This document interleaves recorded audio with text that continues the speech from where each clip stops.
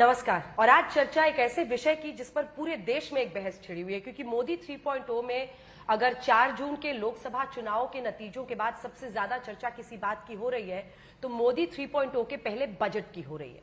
दो वजहों से, एक तो विपक्ष सरकार पर हमलावर है, लेकिन दूसरा कि एक महिला वित्त मंत्री के तौर पर एक नया कीर्तिमान इस देश में बनाने वाली निर्मला सीतारमण जी ने एक नया इतिहास रचा है, 7वीं बार बजट लगातार पेश करके। मैं और मेरी सहयोगी श्वेता सिंह हमारे साथ चर्चा में जुड़ी रहेंगी। बहुत स्वागत मैम आपका। Thank you. बहुत बधाई आपको, क्योंकि बतौर वित्त मंत्री, एक महिला वित्त मंत्री, आपने 7वां बजट लगातार पेश किया है, नया रिकॉर्ड बनाया है। मैं आपको मौका दूंगी आपके अपने बजट की खूबियां गिनाने में, लेकिन वो विपक्ष के आरोपों के जवाब में आप बताएं। दो मुख्य आरोप जो आपके बजट पर विपक्ष लगा रहा है कि ये कुर्सी बचाओ बजट है, मतलब नीतीश बाबू चाहिए, नायडू बाबू चाहिए, तो आपने उन दोनों को खुश किया है। और दूसरा, कांग्रेस कह रही है ये उनके मैनिफेस्टो से कट पेस्ट बजट है। अपनी खूबियां गिनाकर बजट की दोनों आरोपों का आप जवाब दें। पहला, हमारी बजट के ऊपर वोट ऑन अकाउंट के समय ही काफी काम हो चुका था। इस बजट में उस वोट ऑन अकाउंट में जितने भी जिक्र हुआ है विषय, उन सब का इसमें भी जिक्र है, क्योंकि वो पहले 4 महीने का बजट था इस वित्तीय वर्ष का, और अभी 8 महीने जो बचा हुआ है उसके लिए ये बजट आ रही है। मगर उससे इम्पोर्टेंट विषय कि अगले आने वाले 5 साल, जो अमृतकाल के 5 साल है, विकसित भारत की ओर का 5 साल है, उसका डायरेक्शन सेटिंग करने वाले बजट है ये। उसमें महिला का स्थान क्या होगा, उसके लिए कितना करेंगे, गरीब के लिए क्या करेंगे, अन्नदाता के लिए क्या करेंगे, युवाओं के लिए क्या करेंगे, ये तो विकसित भारत के नजर रखते हुए वोट ऑन अकाउंट में ही हम जिक्र कर चुके थे, उसका विस्तार से इसमें बात की। कट पेस्ट का इसमें कोई वो क्लेम करने का अधिकार ही नहीं है। 2047 तक भारत अगर विकसित भारत होना है, उसके लिए हम रास्ता क्या देख रहे हैं और बना रहे हैं, उसमें पहले 5 साल में हम क्या करने वाले हैं, ये तो मुद्दा प्रधानमंत्री जी ने इलेक्शन के पहले ही हमारे बजट के द्वारा बोल दिए। इसमें कट पेस्ट क्लेम करने वाले कौन है? करने का उनके अधिकार भी बनता है क्या? ये नौटंकी जो कांग्रेस पार्टी कर रही है जनता को गुमराह करने के लिए, मैं एकदम उसको खारिज करते हैं। हाँ, खारिज करते हैं, बिट्स करना चाहती हूँ। लेकिन कुर्सी बचाओ तो है, क्योंकि अब देखिए ये पहले 282 वाला बजट, 303 वाला, अब ये 240 वाला है।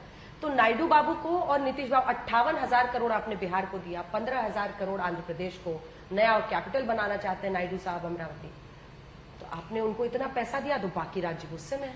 नहीं, पहला मैं बाकी राज्यों से ये भी पूछना चाहती हूँ, भारत देश में अगर एक राज्य ऐसे है जिसमें आज तक उनका राजधानी तक नहीं है, क्या उनको मदद करना गुनाह है क्या? क्या यूपीए सरकार अगर होते आज, वो इनकार करते हैं आंध्र प्रदेश को? आपके एपी रीऑर्गेनाइजेशन एक्ट में दिया गया है हक कि आपको एक कैपिटल होना चाहिए, उसके लिए केंद्र सरकार मदद करेगी। क्या यूपीए सरकार उसको नकारेंगे?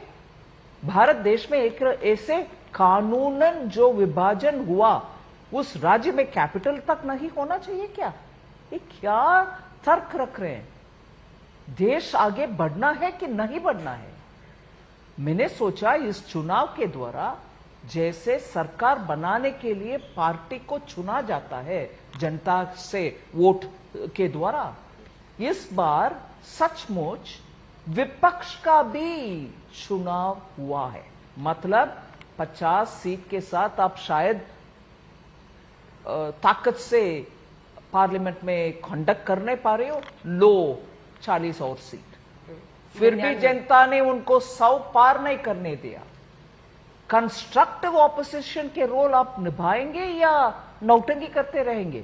नहीं, वो तो कह रहे हैं कि हम कंस्ट्रक्टिव ऑपोजिशन का ही रोल निभा रहे हैं, क्योंकि आप लोग मिनिमम सपोर्ट प्राइस है आपका, ये न्यूनतम समर्थन मूल्य है जो आपने बिहार और आंध्र को दिया। लेकिन मैं बिहार के लिए स्पेसिफिकली आपसे जानना चाहती हूँ वित्त मंत्री जी कि स्पेशल स्टेटस की मांग कर रहे थे नीतीश कुमार, इस पर भी उनको घेरा जा रहा है कि अरे आपने तो अपनी मांग को ही छोड़ दिया। बिहार को जो ये मदद दी गई है अभी लगभग 58,000 करोड़ रुपए की, क्या ये कंटिन्यूड सपोर्ट है एक ऐसे राज्य को बांटने? क्योंकि आपने बाढ़ के हिसाब से दिया है, वो भी बहुत जरूरी है एक ऐसे राज्य के लिए, लेकिन एक वन टाइम एक आवंटन के तौर पर नहीं। नहीं, क्योंकि बिहार के विषय में आप सही कह रहे हैं, बाढ़ के विषय में बिहार जैसे असम में तुलनात्मक नहीं बात कर रहे। बाढ़ आता है इन दोनों राज्यों में, नदी जो कहीं और से बहकर इधर आता है उसके कारण। नेपाल में हम भारत देश सिर्फ मोदी जी की सरकार नहीं, उससे पहले से दशकों से नेपाल से बातचीत हो रही है कि अगर उधर, क्योंकि टोपोग्राफी ऐसे है नेपाल का बिहार का, उधर अगर एक हम बांध बनाएंगे तो ये फ्लड कंट्रोल कर सकेंगे। वो नेगोशिएशन चल रही है, मगर हम तो देख रहे हैं हर साल बिहार में नुकसान होती है, संपत्ति का नुकसान, जानवरों का नुकसान, जान का नुकसान। सो इसके ऊपर बहुत चर्चा होती है और बिहार सरकार के द्वारा कोसी नीची का डैम वगैरह उसे जोड़े हुए 20 और इरिगेशन प्रोजेक्ट्स का प्रपोजल आ रहे हैं, उसका EFC वगैरह हो। मगर the larger point on which मैंने बजट स्पीच में ये बात बोली कि एक टेक्निकल टीम जाएगा, क्योंकि वो नेपाल में वो बांध बनाने तक इधर कैसे हम कंट्रोल करें, या तो उस वाटर को डाइवर्ट करें जहां इरिगेशन का जरूरत है, अर्ली वार्निंग सिस्टम्स के द्वारा फ्लड आएगा तब क्या करना, इन सब के ऊपर टेक्निकल टीम जाए और जियोलॉजिकल स्टडी करें, सालों तक नहीं महीनों में आ जाओ और उसके ऊपर क्या करना है। ये एक्शन करवाने के लिए हमने अश्योरेंस दी है। सो बिहार का ये सिर्फ एक अमाउंट है, ये एक प्रोजेक्ट है, इसलिए हमने उसको मंजूरी दिया, ऐसे नहीं। हम बोल रहे हैं कि कोसी का ये फ्लड का प्रॉब्लम को एज मच एज पॉसिबल एक परमानेंट सॉल्यूशन की ओर हम लेके जाएंगे, ये हमारा कमिटमेंट है। लेकिन बाढ़ से तो उत्तर प्रदेश भी प्रभावित होता है। वो कह रहे हैं कि ये दिल्ली और लखनऊ की लड़ाई में निर्मला जी, वित्त मंत्री जी, फंस गई हैं, उत्तर प्रदेश को क्यों नहीं अलग से। महाराष्ट्र को लेकर वो कह रहे हैं कि महाराष्ट्र से आप लोग बदला ले रहे हैं, वहां अच्छी सीटें नहीं आई, ये आरोप। ये गलत प्रचार है। मैं इसीलिए जब कल leader of the opposition Rajya Sabha में श्री मल्लिकार्जुन जी खड़गे उठकर जब बात की, मैंने अनुमति से उसका जवाब भी दिया। क्या कांग्रेस पार्टी उनके समय पर बजट के भाषण में हर राज्यों क्या क्या प्रोजेक्ट्स वो देने वाले हैं, कितना अमाउंट देने वाले हैं, ये उनके बजट स्पीच में बोला गया क्या? मैं चैलेंज आपके सामने आपके द्वारा मैं बोल रही हूं, हर एक बजट भाषण निकालिए, क्या उसमें 3, 4, 5, 10 राज्यों का नाम अगर गिना नहीं गया, बोला नहीं गया, क्या उसका मतलब उन स्टेट्स को पैसा रोका गया? नहीं, तब भी रोका नहीं गया, आज भी रोका नहीं जाता। बजट स्पीच के अंदर आप कुछ विषयों को छेड़ेंगे, बात करेंगे, मेनी आर नॉट स्पोकन। लेकिन सरकार बचाने के लिए आपने, वो कह रहे हैं कि प्लेट में आपने उनके पकोड़े और जलेबी डाल दिया है और बाकी को नहीं दिया। उनको यही ऑब्सेशन है जी, उनको बार बार सच्चाई को कहना नहीं, लड़ाई सच्चाई के ऊपर हो, मैं खड़े होकर के लड़ूंगी। मगर आप बेबुनियाद आरोप लगाओगे और उसको दुष्प्रचार करोगे पूरे देश में, और मैं, जैसे हिंदी में आप लोग बोलते हैं, दही फैलाते जाओ, रायता फैलाते जाओ, और मैं झाड़ू पोछा करके। अच्छा, 7 साल में तो आपको भी एहसास हो गया होगा कि वित्त मंत्रालय एक ऐसा मंत्रालय है जिससे सबसे ज्यादा उम्मीदें और आखिर में सबसे कम संतुष्टि जाहिर की जाती है बजट से। बड़ा मुश्किल होता है, पंचिंग बैग जो बोलते हैं ना, पंच करो तो फिनांस। लेकिन एक बड़ा एक रवायत रहती है, एक ट्रेडिशन है कि जिन राज्यों में इलेक्शन होता है उनके लिए बड़े बड़े अनाउंसमेंट्स किए जाते हैं, ऐसा नहीं किया है आपने, क्यों?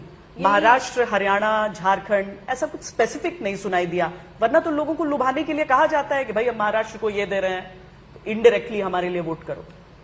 हम बोल रहे हैं कि नहीं बोल रहे हैं वो एक विषय है, मगर काम तो जरूर कर रहे हैं। जैसे मैंने वदावन पोर्ट महाराष्ट्र का याद दिलाए राज्यसभा में, क्या वो काम अभी घोषणा कैबिनेट अप्रूवल के बाद उसका नहीं हुआ है? हुआ है, मगर महाराष्ट्र का नाम वोट ऑन अकाउंट में मैंने नहीं लिया। उसका मतलब ये नहीं था कि महाराष्ट्र का कोई कुछ नहीं जा रहा है। मैं यही फर्क कांग्रेस के अप्रोच से और हमारे अप्रोच से मैं बोल रही हूं। हम जब विपक्ष में बैठे थे, कांग्रेस से ये प्रश्न पूछा नहीं है कि क्यों तमिलनाडु का नेम नहीं आया, जम्मू कश्मीर का नेम नहीं आया। समझते थे कि पैसा जाएगा, अगर कोई ऐसे अहम मुद्दा हो तो प्रश्न पूछे, वो नहीं है एक स्वीप ऑफ ब्रश में आप एक ही आरोप सबको उठाएंगे कि हमारे स्टेट्स के लिए कुछ नहीं कर रहे। व्हाट डू यू मीन हमारे? इस देश हमारा नहीं है? पर अब अगर वो नीति आयोग की बैठक का सब बॉयकॉट कर रहे हैं, नहीं आएंगे भाई विपक्षी स्टेट्स, अच्छा सा मौका छोड़ रहे हैं, छूट जा रहे हैं उनके लिए। आकर बैठो, चेयरमैन ऑफ नीति आयोग माननीय प्रधानमंत्री जी, उनके सामने उठाओ भैया, दम से उठाओ कि हमारे राज्य के लिए ये करना है, आप नीति आयोग से स्टडी करवाइए। और हम स्टडी कर दिया, ये लो रिपोर्ट, पैसा दो, हक से मांगो भाई। अब आते हैं पीएम इंटर्नशिप प्रोग्राम पर। रोजगार पर काफी जोर आपके बजट का, आपने वही थीम भी बताया, एम्प्लॉयमेंट। अब सवाल यह है कि पीएम इंटर्नशिप प्रोग्राम, उससे जुड़े 3 प्रश्न मैं आपसे करूंगी। 1 करोड़ युवाओं को अगर इंटर्नशिप देना है, टॉप 500 कंपनीज, तो आ जाता है प्रति कंपनी 4000, ठीक है। तो अब विपक्ष का कहना है, विपक्ष क्या मतलब जो नॉर्मल भी हम लोग सोच रहे हैं कि 4000 कौन सी कंपनी इंटर्न्स को ले लेगी। सबसे पहला प्रश्न यही है कि अरिथमेटिक बैठ नहीं रहा है कि आप हर कंपनी को 4000 इंटर्न्स रखने पर कैसे आप उनको बाध्य करेंगे। दूसरा, आप कह रहे हैं कि कंपल्शन नहीं है कंपनीज को, आप नज कर रही हैं। ये नजिंग किसके लेवल पर है? क्या वित्त मंत्री नज कर रही हैं?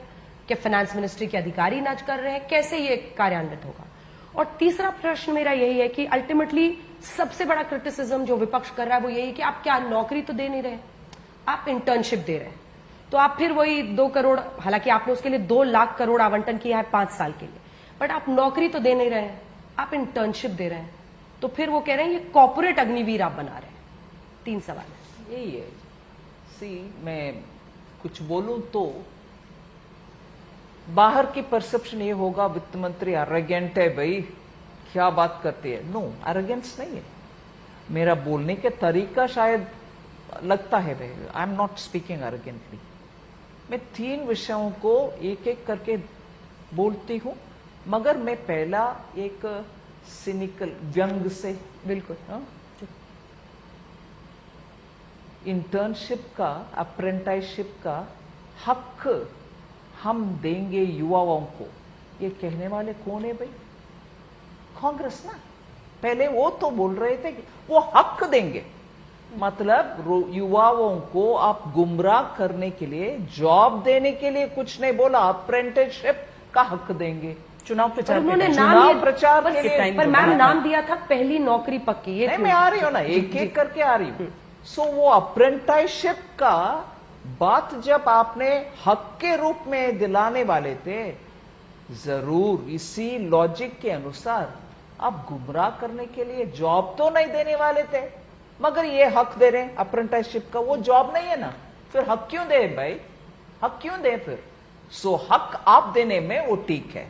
सचमुच हम जब जॉब दे रहे हैं, अप्रेंटिसशिप भी दे रहे हैं, स्किलिंग भी कर रहे हैं, वो 5 वाले पैकेज में ये दोनों छोड़ करके 3 में जॉब ही तो दे रहे हैं ना। एक फर्स्ट टाइमर के लिए, एक फर्स्ट टाइमर तो ठीक है, या तो सेकेंड टाइम भी जॉब लो उनके लिए। और ये तीसरी, सपोर्ट ऑल्सो फॉर एम्प्लॉयर। छोटे एमएसएमई है भाई, उनके पास 10 लोग हैं, वो कैपेसिटी बढ़ा रहे, उनको 10 और चाहिए, ले लो 10 और, मगर दिखाओ वो नया लिया। उसमें फर्स्ट टाइमर का भी दिया जॉब। फिर ईपीएफओ के द्वारा सरकार देगी वो एम्प्लॉई के हिस्सा ईपीएफओ कंट्रीब्यूशन, और सरकार देगी एम्प्लॉयर का हिस्सा, और ये एम्प्लॉई का पहले तनख्वाह 15,000, चाहे वो जॉब 50,000 सैलरी वाला हो या 1 लाख सैलरी वाला हो, उससे ऊपर नहीं। हम हमारे हिस्सा देंगे, ये तो कमिटमेंट है उसमें। सो जॉब भी दे रहे हैं 3 स्कीम्स के द्वारा, स्किल भी दे रहे हैं आईटीआई के द्वारा, स्टेट गवर्नमेंट के साथ, प्राइवेट पार्टनरशिप के साथ, कंपनियों के साथ, और दे रहे हैं टॉप 500 का अप्रेंटिसशिप। अब आ रही हूं मैं आपका कैलकुलेशन के। कंपनी मतलब 4000, आपने सोच रहे कंपनी क्या एक ही बिल्डिंग है क्या? नहीं, बड़ा टॉप 500 कंपनी मतलब उनके इस देश में कम से कम 4-5 बड़े शहरों में या शहर से दूर उनके एस्टैब्लिशमेंट होता है, उनके मैन्युफैक्चरिंग सेंटर होता है, पैकेजिंग सेंटर होता है। वो हर एक इंडस्ट्री उनके अपने अपने तरीके से। ये नहीं है कि एक बिल्डिंग है वो टॉप 500 कंपनी, वो हो नहीं सकता है आंकड़ा आपके हिसाब से? हम इंडस्ट्री के साथ बैठ करके इन हर एक स्कीम के लिए प्लान करने के बाद ही, और इंडस्ट्री ये आश्वासन देने के बाद ही इसको ले आ रहे हैं कि ये इम्प्लीमेंटेबल है। उसके बाद ही हमने ये 5 पैकेज ऑफ 5 स्कीम्स ले आ रहे हैं। सो इसको कैसे इम्प्लीमेंट, ठीक है आप प्रश्न पूछिए, क्योंकि अरिथमेटिक बैठ नहीं रहा तो मैं एक्सप्लेन कर रही हूं। मगर कंपनी हम बोल रहे हैं टॉप 500 वाले कंपनी, उनका टर्नओवर देखिए कितना बड़ा कंपनी है वो। उनके एस्टैब्लिशमेंट सिर्फ एक जगह पर नहीं, इतने सारे जगह पर है। So it is a big scale promise that we are bringing through the scheme. और उसमें कंपनी क्यों हमारे लोग को रखना है? हम दे रहे हैं उनके लिए पैसा 5,000 हम दे रहे हैं हर महीना। 12 को नहीं देना है, कंपनीज को नहीं देना है, कंपनी को देना नहीं, मगर कंपनी सिर्फ अपॉर्चुनिटी देनी है। आपने यस अपॉर्चुनिटी देनी है, और शॉप फ्लोर में उनको सीखने के लिए अपॉर्चुनिटी जब देंगे, उनके साथ कोई इंस्ट्रक्टर तो होगा, आप ऐसे करो वैसे करो, वो सब कंपनी करेंगे। और अपॉर्चुनिटी देने के बाद 12 महीने के बाद इस लड़की को लड़का को हाथ में एक सर्टिफिकेट मिलेगा कि टॉप 500 कंपनी में से एक, इसमें मैं 12 महीना सीखा। Then he becomes even more qualified to be employed. Employability है जी आज बहुत बड़ा सा प्रॉब्लम। मैं एक उदाहरण दे रही हूं। पिछले 15 दिन और 20 दिन के पहले कंट्री के बड़ा सा infrastructure company, engineering company L&T के चीफ ने कहा 45,000 जॉब्स आर विद मी, मगर जॉब के लिए जो स्किल सेट्स चाहिए उसके साथ वाला युवा नहीं मिल रही। Which is what jobs are available, उसके लिए लायक युवा रेडी नहीं है। उसके लिए रेडी करने के लिए ही हम ऐसे एक्सपोजर दे रहे हैं। तो क्या उनको अब्सॉर्ब करने के लिए भी किसी तरह का कोई स्कीम होगा? जरूर। After that he will be expose to so many different companies, and with them they know which company would want that kind of a skill set, he can be opted from there. ठीक है, आप कह रहे हैं इससे skilled workforce तैयार होगा industries के लिए और वो उनके लिए आगे रास्ता बनेगा। ये लागू कब से करेंगे और आपने पीएसयूज को क्यों अलग रखा है इससे? नहीं, फर्स्ट ऑफ ऑल पार्लियामेंट पार करने दो उसका, उसके बाद तुरंत हम प्रॉपर्टी में जहां पर आपने 20% से 12.5% एलटीसीजी को कर दिया, लेकिन आपने इंडेक्सेशन बेनिफिट हटा दिया जो इन्फ्लेशन लिंक लोगों को फायदा हो रहा था। उससे भी लोग निराश हैं, कह रहे हैं कि अगर, हालांकि 2001 के बाद से ही है, लेकिन प्रॉपर्टी बेचने जाएंगे तो ये उनके लिए सौदे का घाटा हो सकता है जो पहले उनके लिए ज्यादा फायदेमंद हो सकता है। नहीं, हमने बहुत सारे एक्सरसाइज किए हैं वेरियस परमुटेशन एंड कॉम्बिनेशन के साथ। अगर प्रॉपर्टी इस साल खरीदा, इतने में खरीदा, अभी सेल वैल्यू इतना है, what would have been the tax rate, ये सब वर्कआउट करके ही हमने ये अमाउंट में आया। और इसके लिए क्योंकि ये प्रश्न चिन्ह बजट पेश करने के बाद तुरंत बाद से ये उठा, वो तो इनहेरिटेंस टैक्स तक से लिंक कर रहे हैं इसको। विपक्ष इसको इनहेरिटेंस टैक्स से भी लिंक कर रहा है कि 2001 के बाद की प्रॉपर्टी है, कोई बेचने जाएगा जो माता पिता से मिला है उसको कम फायदा होगा। उनको ऑब्सेशन है कि inheritance tax, high net worth individual, जब उनसे पैसा वो लेने के लिए बोलते हैं, वेल्थ रीडिस्ट्रीब्यूशन करते हैं, तो वो उनको ठीक है। मगर जब हम हाई नेटवर्थ इंडिविजुअल के ऊपर, रेवेन्यू सेक्रेटरी इसके ऊपर स्पष्ट बातें बोले कि इसमें 1.25 लाख पर ईयर का आपको राहत देने के बाद 12.5 लगा लो, और उसमें कैलकुलेशन करने के बाद 80% of the people are on high earnings, जिनके ऊपर ये 12.5, क्या इसमें भी वो आपको आपत्ति है? जब आप वेल्थ रीडिस्ट्रीब्यूशन, जिसके पास पैसा है वो उठा करके आप सबको खटाखट, वो सब आप कहने में अच्छा है, हम कर दिखाने में आपको दुख है। ये क्या लॉजिक है भाई? निर्मला जी, बहुत अच्छे से आपने सब कुछ एक्सप्लेन किया, लेकिन आखिरी एक सवाल के साथ, जिसका एक शब्द में आप उत्तर दे सकती हैं। आपके बाकी मंत्रिमंडल के कोलीग्स से भी मैंने ये पूछा कि निर्मला जी के बजट को आप एक वर्ड में कैसे एक्सप्लेन करेंगे। आप अपने खुद के बजट को अगर एक शब्द में बांधना चाहें तो वो क्या होगा?